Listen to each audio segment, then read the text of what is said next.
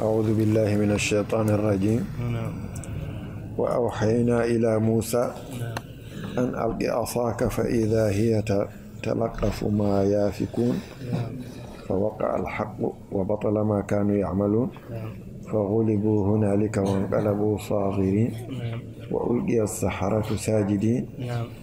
قالوا آمنا برب العالمين رب موسى وهارون. وأوحينا من بهيني إلى موسى في النبي موسى من بيمو أنكو وني في ألقي ود عصاك ثورمة فإذا هي عندك يو كيو سانغند أو ودين دي تلقف إدو مودا ما يافقون koɓe penata koɓe mbaɗata e peeje maɓɓe koɓe mbanno e mbilew koɓe jaltinno e bolle e ɓoggi maɓɓe e cabbi maɓɓe nden annabi Musa werlima sawru muɗum tan wonti boddi moɗi koɓe jaltinno fof kamɓe e mbilew Allah wi fa waqa alhaqu gonga yani gonga tabiti wa batala boni ma kanu ko be latino ya'maluna e be golla e mbilew Allah wi fa ghulibu be pola fir'auna yimbe mu hunalika ton wa qalabu be makliti be dutti saghirina ko be hoybe wa ulqiya yani wedda as-saharatu wileɓe ɓe sajidina ko ɓe sujjanɓe Allah ɓe goppi ko ɓe mbaɗanno ko ɓe cujjani Allah qalu kamɓe wileɓe ɓe ɓe mbi amanna min gonɗini bi rabbil alamina e jeyɗo binde mo ganduɗa ko kañum woni rabbi Musa joom Musa wa Haruna e Harun لعلمهم بأن ما شاهدوه من العصا لا يتأتى بالسحر سبب أن دبي وندكو بنجي يسور النبي موسى وانا بيلوتا سنكم بيلو وعندني قال فرعون أآمنتم به قبل أن آذن لكم إن هذا لمكر مكرتموه في المدينة لتخرجوا منها أهلها فسوف تعلمون لو قطعن أيديكم وأرجلكم من خلاف ثم لأصلبنكم أجمعين قال فرعون وي أآمنتم يتي أنقون دينات به النبي موسى قبل أن آذنك أدين تشكتني لكم ونند أن أجبدم konon batton on jahat oɗon jaɓam ko adina dokkat mi on yamirore inna hadha ay ɗum ɗo lamakurun ko hoɗo ko feere makartumuhu nde pewjuɗon ɗum fil madinati to wuro to hade mon arde wonde so on ngari on banni li tukhriju ha jaltino min ha e wuro he ahla ha yimɓe wuro ngo ɗum ɗo ko feere nde pewjuɗon gila on garani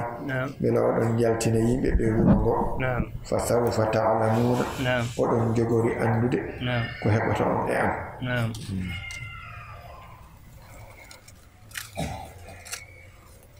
لو قطعنا فرعون وي نيوني ممتج أيديكم جودمون وأرجلكم أكويدمون من خلاف توكو إلو تندير قول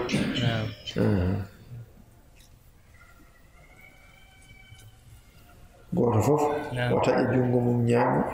o wadda hen koyngal mum nana ɗum refti o wi la usallibannakum mi wodima mi feta on ajma'ina onon fof dennagal moɗon qalu inna ila rabbina munqalibun وما تنقم منا إلا أن آمنا بآيات ربنا لما جاءتنا ربنا أفرغ علينا صبرا وتوفنا مسلمين قالوا ببي كم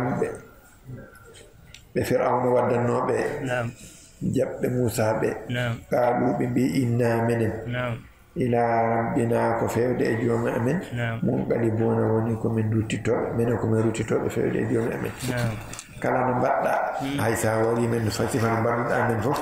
sa taƴi koyeɗe amin e juuɗe amin e lutondirgol kala hen ko mbawɗa wadde hamin maayi min en paati tan koto Allah subhanahu wa taala wama tanqimu minna ala ko gañɗa e amen illa so wona tan an wonde amanna min gonɗini bi ayati e ayaji rabbina joomi amin lamma ja'atna gila ɗe garno e amin ala fof ko mettuma e amin ala fof ko joganiɗa amen mette e kantagol so wona tan ayaji Allah ngari e amin min gonɗini ɗum tan woni mette ma e amin ɓe mbi rabbana ya an joomi amin ifrel wandu alayna e amin sabran muñal so tawi Firaun waɗi ko wi ko waɗɗa amin muñal ngal amin muñira lebte ɗe waɗata e amin ɗe tawa amin keddo e gonɗigol amin min gonata heefer wa tawaffana war men muslimina komin juuɓe komin jibbilaniɓe Allah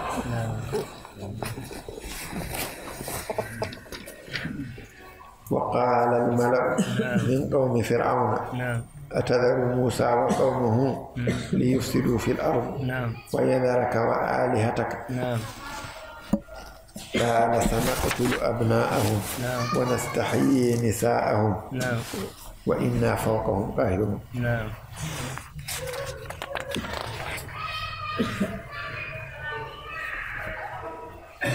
وقال الملأ وي فد وي يمبي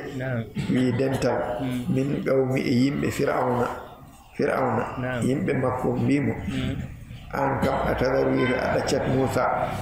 annabi Moussa wa qawmahu yimɓe mum a ɗaccatde Moussa yiɗo mum liyufsidu ɓe jaha ɓe bonna fil ardi e leydi he ɓe calo yamirore ma ɓe lutondira e ma ɓe gona e wadde ko ɓe mbaɗata ko wa yadaraka o ɗaccuma kanko Moussa wa alihataka o ɗalduma e allaji ma وكان صنع لهم أصناما صغارا يعبدونها وقال أنا ربكم وربها waɗanno ɓe sanamuji tokosi o wi yoɓe ndewɗin o wi kanko jeeyi sanamuji ɗi jeeyiɓe kamɓe kanko woni mawɗo joni noon ɓe mbimo a ɗaccat Moussa ene yaha ene bonna e leydi he ɗalduma e allaji ma ɗi mbaɗɗa ɗi gaala Fir'auna wi sanna tulo meɗen jogori warde abna'ahum ɓiɓɓe maɓɓe worɓe jibinaɓe gorko fof min mbaɗa ɗum wanastahyi min kedda min ɓurna nisa'ahum jibinaɗo ko debbo ka fi'lina bihim min qablu hono no min mbanna maɓɓe ko adinde Moussa jibinte mamin mbattu noon caggal nde o ari o yettini ngal ɗo nelal wa inna minen kahiruna komin folɓe fawqahum e dow maɓɓe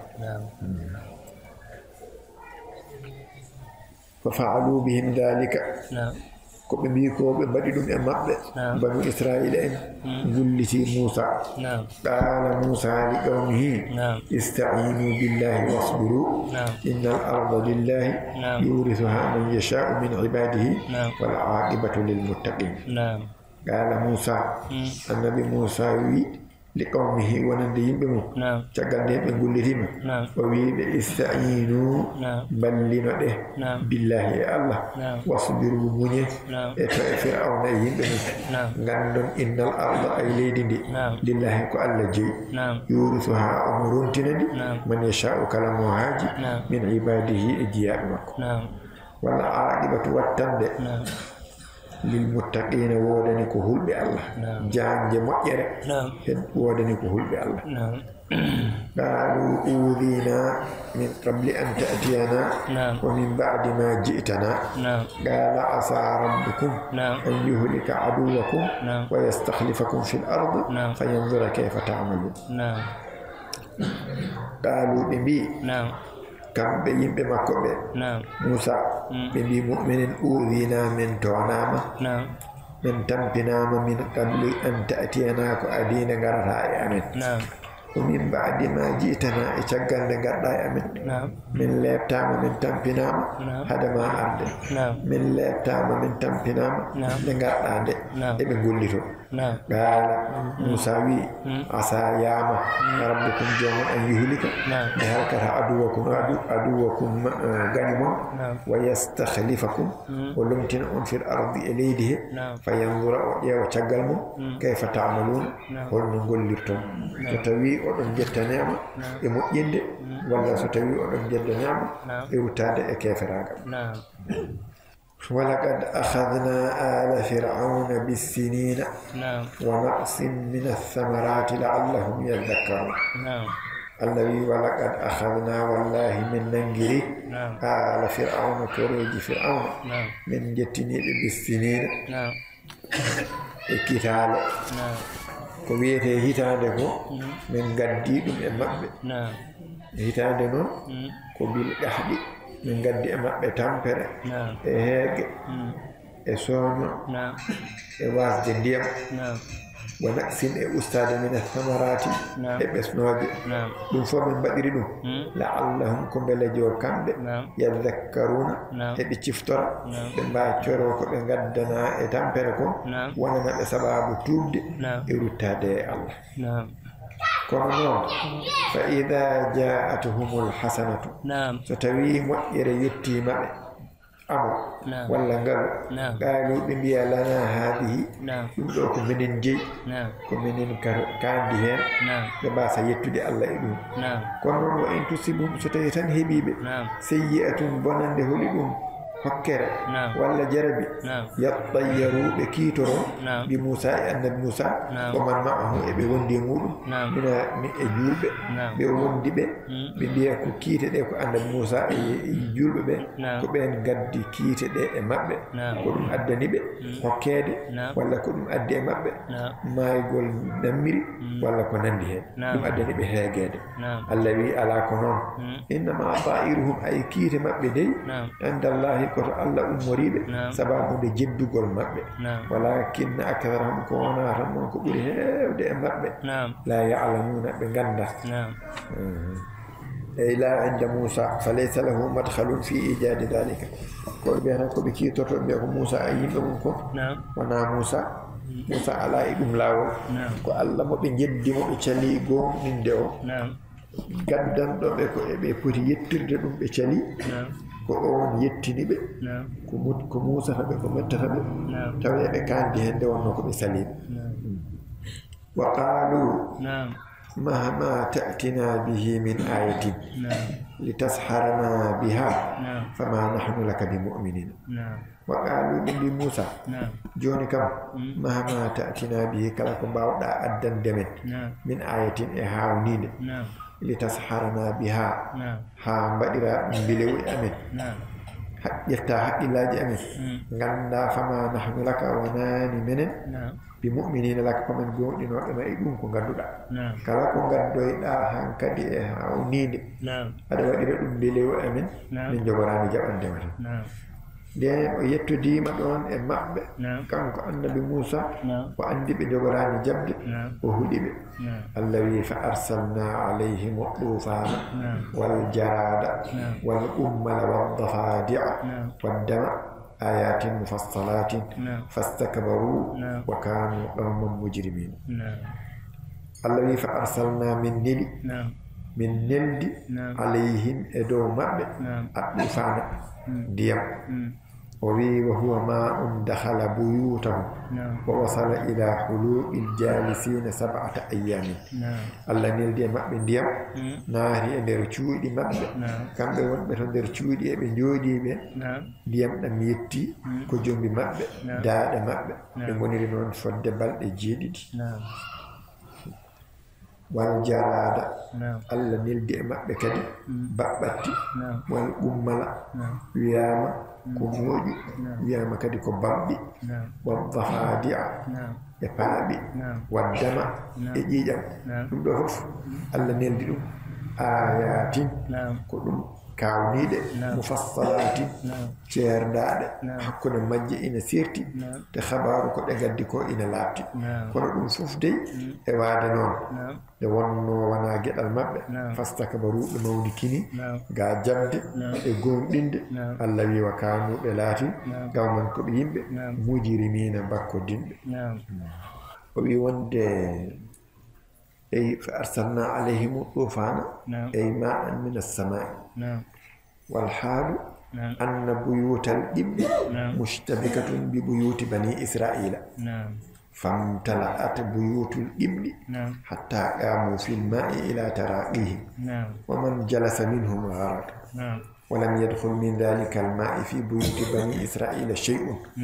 وركب ذلك الماء على أرضهم فلم يقدروا على الحرث ودام عليهم 7 أيام من السبت إلى السبت فاستغاثوا بموسى فأزال الله عنهم المطر وأرسل الريح فجفف الأرض وخرج من النبات ما لم ير مثله قد فقالوا هذا الذي جزعنا منه خير لنا لكن لم نشعر فلا والله لا نؤمن بك ولا نرسل معك بني إسرائيل فأقاموا شهرا في عافيته وي وند الله نيل ديما انديام ديام أمي كرة أسمان وي كان بيجيب ديام كوب به يمبي فرعون به ايوا تشودي مابbe e cuudi bani israila en yimbe annabi Musa cuudi di koddi takondiri kambe yimbe fir'auna be cuudi mabbe kewi ndiyam ha be dari e dow e ndiyam kadi ndiyam be yettima daade mabbe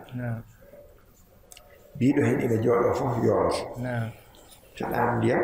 ina heewi cuudi mabbe yettaaki cuudi bani israila en hay hunde ndiyam dam ari e gese mabbe woni be baawa rende woniri noon fonde balɗe jeeɗiɗi gila asata ha asata arti ɓe ñaagi Moussa ɓe mbi wallu men minen min tampi wallu men ñagano men Allah ɓe Moussa ñaagi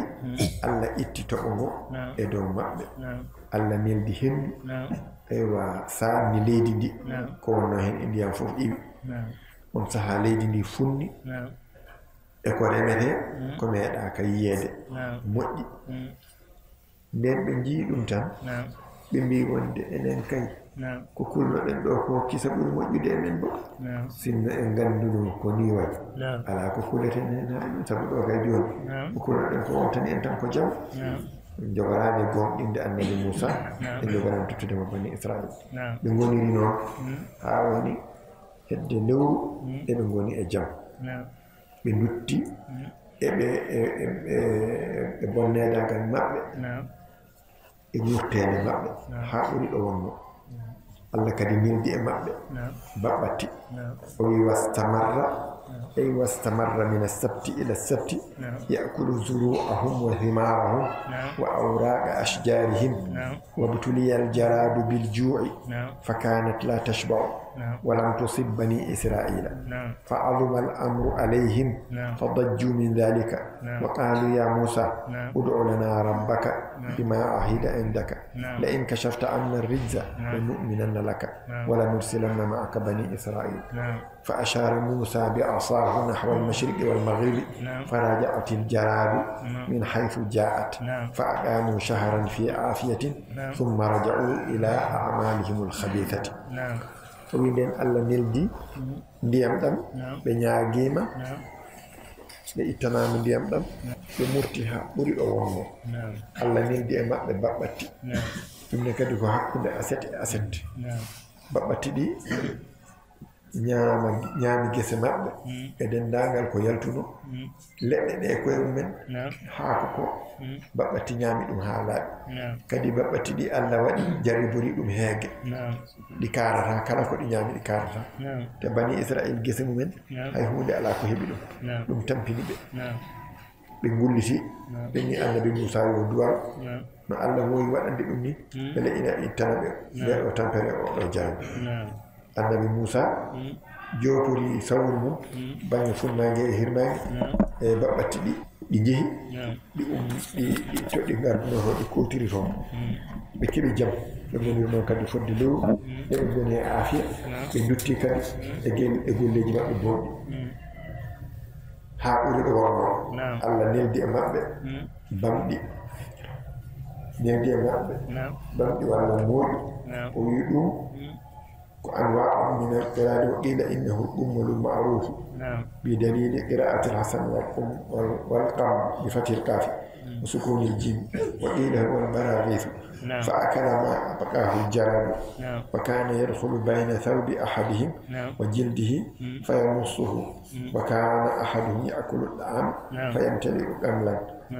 فاستمر ذلك 7 أيام من السبت إلى السبت فضجوا واستغاثوا فرفع عنهم ثم أقاموا شهرا في عافية ثم رجعوا لأخبث ما كانوا عليه.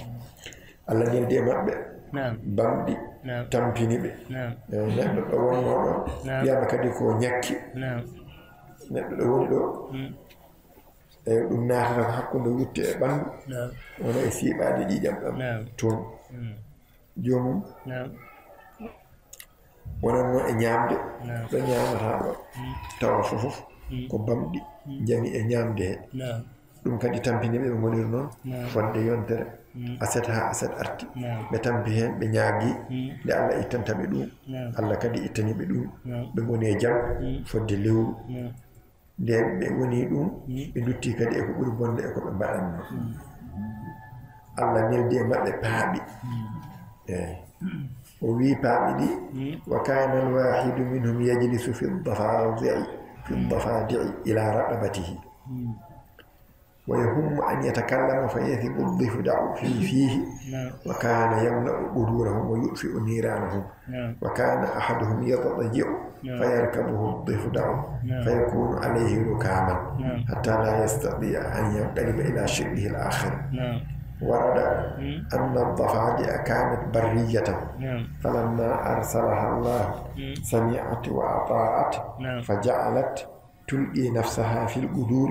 وهي تغلي وفي التنانير وهي تفور فأثابها الله بحسن طاعتها برد الماء فصارت من حينها تسكن الماء ثم ضجوا وشكوا لموسى وقالوا ارحمنا هذه المرة فما بقي إلا أن نتوب ولا نؤول بعدما أقامت عليهم 7 أيام من السبت إلى السبت فدعا الله موسى فكشف الله عنهم ذلك واستمروا شهرا في عافية ثم عادوا وي دين بمايلون كدي الله نيلدي مابbe kadi jarabe goddo paabi golle mabbe so jodi non ko e paabi jodoto ha dane mum fof taw bangeji ɗi fof ko paaɓe goni hen so yiiɗi haalde tan o ngaaɓi huno ko noon faaɓuru diwa tan naata e huno koye paaɓi ɗi naati e barmeji maɓɓe ñifi jeyli maɓɓe goto e maɓɓe so leli noon paaɓi ngabba e dow mum ha wona no ƴogere ni fawndira tan e dow makko ha tawa hay so tawi o yiɗi waklitade o wawa sababu nde teddugol paaɓi e dow makko o wi ha brahma paaɓi ko hunde nde ganduɗa hunde jeeriyankore wonno wona ko wonanno e ndiyam nden Allah neliɓe e oɗo jarabi kanji ɗi nani ɗi ɗofti ɗi woni paaɓi ɗi ina beddo koye mumen e nder barmeji gulɗi jaw walla e nder fuuruji baɗɗi jaygol sababu nde gollude yamirore Allah Allah lumtinani ɗin sababu nde moƴƴugol ɗoftagol majji kanji paaɓi ɗi ɓuuɓol ndiyam woni hen kadi koye sara ndiyam ɗi koɗata koye ɓuuɓol ɗi koɗata o wi wonde ɗum waɗani ɓe tampere ɓe ñaagi Moussa kadi yo duw ɓe mbimo ngol ɗo kam sa duwima tan an kadi kam ala ko heddi sowona min tuuba te min duttata ko e ko wayni tawi ɗum woni e maɓɓe fodde kadi balɗe jeeɗiɗi gila aset ha aset arti Moussa duwi Allah hucci ɗum ga maɓɓe itti ɓe goniri noon fodde lewru eɓe goni e jam ɓe murti kadi ɓe dutti ɗe law ko satti sipirde en Allah addi e maɓɓe kadi ƴiƴam ɗumne kadi woni jarabi goɗɗo woni e diƴƴe maɓɓe wa kana ahmara khalisan fa sarat miyamuhum kulluha daman fama yastaquna min bi'rin ولا نهر إلا وجدوه دما فأجهدهم العطش جدا حتى أن القبطية تأتي للمرأة من بني إسرائيل فتقول لها اسقيني من مائك فتصب لها من إربتها فيعود في الإناء دما حتى كانت القبطية تقول للإسرائيلية اجعليه في فيك ثم مجيه في فيه فتأخذه فيها ماء وإذا مجته فيها صار دما وأترى فرعون العطش حتى إنه ليضطر إلى مضغ الأحجار الرأبة فإذا مضغها صار دما فمكثوا على ذلك 7 أيام من السبت إلى السبت فشكوا لموسى ذلك فكشف عنه وي الله جربوا كدي جيجام بودي جام woni jiƴƴe maɓɓe fof wontata ko ƴiƴam ɓe mbawa ƴorde e woydu walla e camɗo so wona taw ɗum wonti ƴiƴam ɗon ka tampini ɓe o wi debbo ɓiɓɓiyanke aranno e debbo jeyaɗo bani israil ɗonno ko kamɓe koddi ɓiɓɓiyanke o wiya debbo israiliyanke o rokkam e ndiyam ɗam jogiɗa ɗam tawde onon kam ndiyam mon no laaɓi no moƴƴi on saha debbo israiliyanke o yuppanamo e huɗusuru mum e ndiyam so yuppanimo e huɗusuru makko kanko ɓiɓɓiyanke o tan wonno ko ndiyam so ari to huɗusuru makko to tan wonta ƴiƴam ɓe jaada ha ɓe jettodoya e ɓiɓɓiyanke o wiide israiliyanke o joni tawde koni ƴeftu ndiyam ɗam mbaɗa e hunuko ma ha gasa on saha juppira hunuko ma mi adda tonam gadda toni ma mbaɗna kam ɗum ɓe hunukam on saha hay ɗum israiliyankoɓe ɓe mbaɗaniɓe kono so tawi debbo israiliyanko waɗi ndiyam ɗam e hunuko mum heddoto ko ndiyam so wayi yuppi ɗum so tuuti ɗum e hunuko debbo ɓiɓɗiyanke o tan wonta ƴiƴam ɗon ɓe tampi no feewi Firawna ɗon ka tampini ɗum ha watti ko wiide yo ɓe ƴeewno kaaƴe koyɗe taw ko ɗaɗɗe leppuɗe on saha o siiɓo heen beele omo daña heen ndiyam ko siiɓi e ndiyam kono hay ɗum so addama so siiɓima tan ko fotanno wonde dihal seeɗa ko wonta ƴiƴam ɓe goniri noon fodde balɗe 7 gila Asad ha Asad arti ɓe ñaagi Musa yo duwo o duwi ɗum ittade ga maɓɓe ɗum ɗo woni ɗeɗo ayeje e Allah addi gel ɗo ara ɓe tampa heen ɓe ñaago yaafeede ɓe mbi ñaago Musa yo duwo Musa duwo ɗum iwa wona seeɗa tan ɓe murta goɗɗum kadi adde wona kadi seeɗa ɓe tampa ɓe ñaago ɗum itte ɓe murta goɗɗum kadi ara ko noon tan Allah wi min nildi e maɓɓe ɗeɗo geɗe fof kono noon kañum fof e wonde ayatin ayeje dalilaji mufassalatin laaɓɗi peññinaɗi kono fastakabaru e mawni kini ga jabde e gonɗinde ko kanoɓe laati ɓewo man ko ɓe yimɓe mujrimina bakkodimɓe walamma waqa alayhim rijlu قالوا يا موسى ادع لنا ربك بما عهد عندك لئن كشفت عنا الرجز لنؤمنن لك ولنرسلن معك بني إسرائيل فلما كشفنا عنهم الرجز إلى أجل هم بالغوه إذا هم ينكثون فانتقمنا منهم فأغرقناهم في اليم بأنهم كذبوا بآياتنا وكانوا عنها غافلين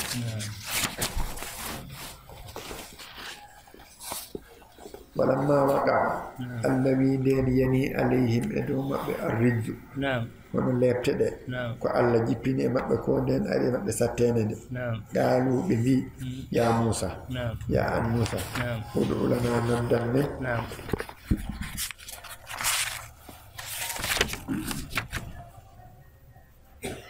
be bi mo ya Musa udu lana nandanne rabbaka jomi bima ahida indaka e ko waɗandema ko wiɗo maɗa waɗi ɗum sa ñaagima tan o jaɓa walla sa duwima tan o jaabo walla sa noddima o noton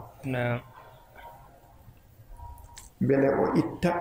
ɗeɗo lebte e ndeɗo tampere e amen ɓe mbimo la in kashafta wallahi so tawi a hunci annaga amen arrijza ɗeɗo lebte ndeɗo tampere ɓe nu'minanna laka wallahi mamin gonɗine wala nursilanna mamin tottu ma aka wondude ma bani israila min tottuma nawaɗo الذي فلما كشفنا دين من كنتي لأن بموسى مد من نوتي من كنتي عنهم كما الرجالات إلى أجل هالجر هم كم بالغوه كم يترون قال لجر لمن بدينه إذا هم لك يوكم ينكثون ببيرتا آدم أنقاب بمنو النبي موسى يويد سنبأنا من تنكو بجابون ببيرتي آدي بكدي كيفرا كما الذي فانتقمنا من جبتي منهم المرض ولدهم فأغرقناهم من جولد في اليم يتو الماء بأنهم سبوا كذبوا ببني بآياتنا بآية جامد وكانوا بلاتنا غافلين وبالسليل أنها آية جدد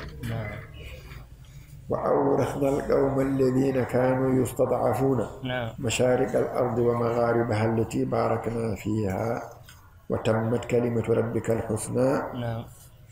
على بني إسرائيل بما صبروا ودمرنا ما كان يصنع فرعون وقومه وما كانوا يعرشون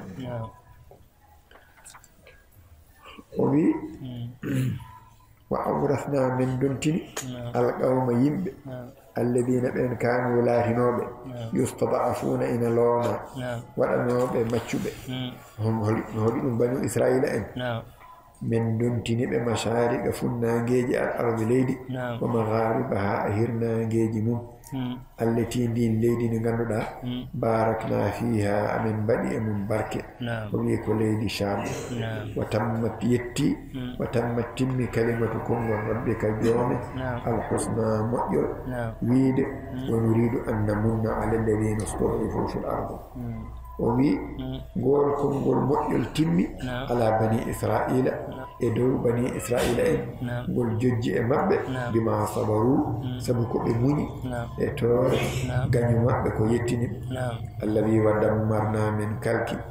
من بيرتي ما كان كولاتنو يصنعون غولا فرعون وقومه يبنو لجد وما كانوا يقبلاتنا يعرشون البمتا إما ديجي فوف من بيرتي هالا من كالك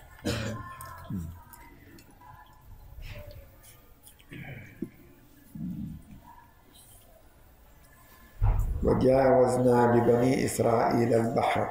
فأتوا على قوم يعكفون على أصنام لهم قالوا يا موسى اجعل لنا إلها كما لهم آلهة قال إنكم قوم تجهلون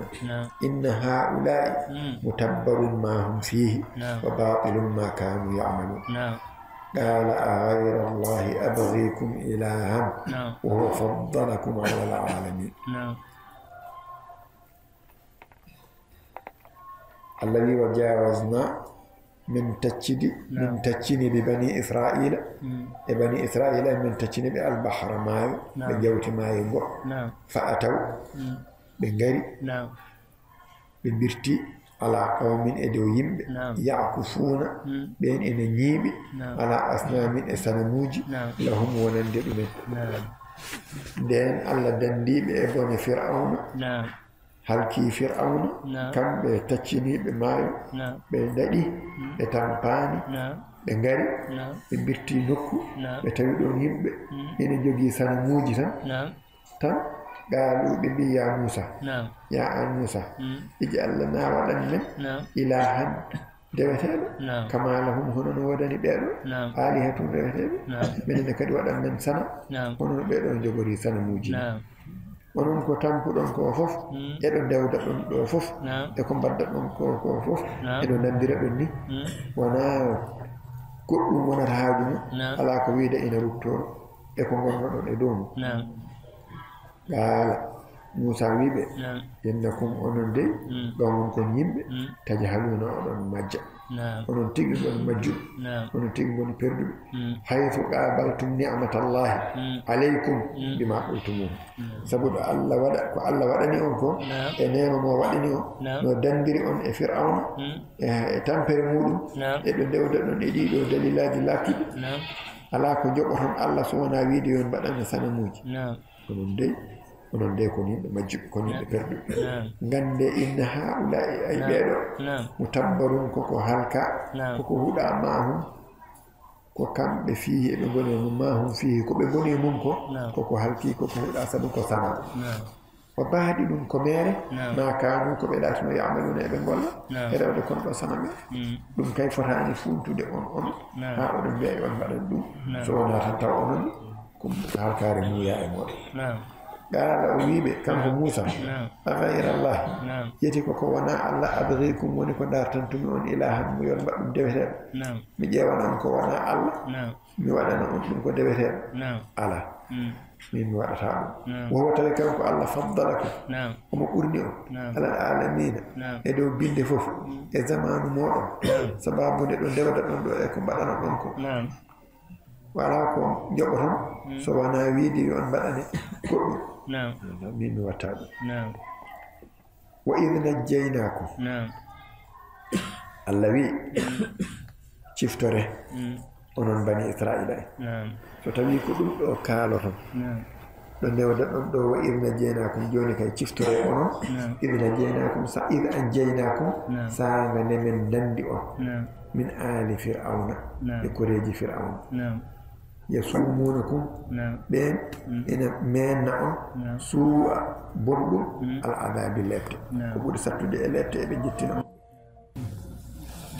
وإذا أنجيناكم شفتوا رسالة من دنديون من آل فرعون يكوريج فرعون يسومونكم بين سوء برضو العذاب اللبت يقتلون يبمر أبناءكم بمن ويستحيون بكد نساءكم مرضهم بنغورنا دومن سونجي بنانما بيبه وربه بمبارا سونجي بنانما بيبه رewbe be dacca وفي ذلكم توينا وني دومون بلاء جربي من ربكم امراد اجومون عظيم مود ان هن جربي كم تغول tampere ina hen jarabi nema sababu no humpirade so odon jaballa odon jama أفلا تتعظون فتنتهون عما قلتم so on miijima ɗum ɗo ena foto wonde sababu ɗum wonana on waaju ɗaccon ko kaaloton ɗo e wiide yo on mbaɗane sana muuji oɗon lutto e keetal